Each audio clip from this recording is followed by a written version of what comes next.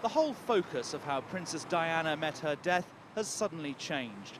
French police estimate her car was going at an incredible 122 miles an hour as it went through this underpass, more than 3 times the speed limit. Worse still, her driver, Henri Paul, had 1.75 grams of alcohol per litre of blood, more than twice what's allowed in Britain, 3.5 times the French limit. As a very rough comparison, says one expert, that's the level an average man would reach after drinking 2 bottles of wine in 2 hours. It's a lethal mixture, driving at high speed, blood alcohol of that kind. It's lethal, potentially lethal for a number of reasons. One is that you will impair your reaction time. You simply aren't as good machinery as you should be as a driver. As a driver, you need every bit of reaction time you've got, so that when you see danger, you can deal with it. Another decisive factor may have been that the Princess didn't have her usual highly experienced driver. He'd left the Ritz Hotel minutes earlier, acting as a decoy to divert waiting photographers. The replacement driver wasn't so familiar with handling an armour-plated car, and that very armour would hinder the attempts to rescue the Princess from the wreckage. One of the first doctors to arrive was Frédéric Maillet, who gave her emergency help. I went to the aid of a young woman in the back of the car, who turned out to be Lady Diana, but I didn't recognize her immediately. I helped to free her upper respiratory tracts, because they were in a position in which you just can't breathe if you're unconscious. But according to 2 American tourists who witness events from their passing taxi minutes after the crash, the overwhelming activity was by surrounding photographers.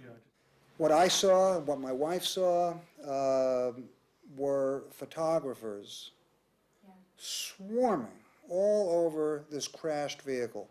At the time, as I said, we didn't know who was in the car. I don't think anybody, well, perhaps the photographers knew. I kind of think that they knew, because there was such a deep interest that the photographers had. They were doing the close-ups, snapping as many photographs as they could from every conceivable angle. At least 1 or 2 of them, one for sure I remember because there was just so much action, literally walked around the police officer and laid on the windshield, right on the windshield of the car, and was taking pictures of which now I think would have been the Princess, because as we ultimately passed, and I just didn't see any ambulance or anybody doing anything, and I was wondering what they were taking pictures, if there was even anybody in the car. And as I was turning around and I saw a woman with blonde hair slumped over and her face turned, and I said to my husband and my son, oh my God, there was a woman in the car and she must be dead. Already graffiti daubed on the wall of the underpass and the bridge above reflect the world's initial assumption the Princess died because of these so-called paparazzi, or freelance photographers. And today, Mohammed Al Fayed's lawyer announced he was determined to prosecute the photographers who chased the car carrying his son and the Princess. Je dis que ces photographes ont commis un délit, que ce délit c'est le délit de tentative.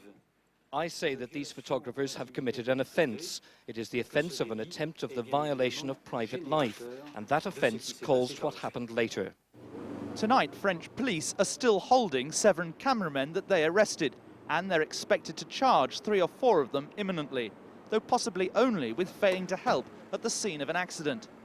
What's fascinating is that most of those held aren't freelance paparazzi, but highly respected staff photographers with distinguished French news agencies. Some of these photographers are well known in the profession as photographers who've been covering very serious and hard news stories. One of them is known for his pictures of the Tiananmen Square massacre in 1989 in China. But these are people who have had to adapt to the demand. Their agencies used to live off serious stories. They now have to resort to celebrities to survive, because the demand from those magazines, the prices have increased so much that it's the only way they have to survive. Perhaps the most important witness to all this is the one man to survive the crash, Princess Diana's bodyguard, Trevor Rhys-Jones, now recovering in hospital.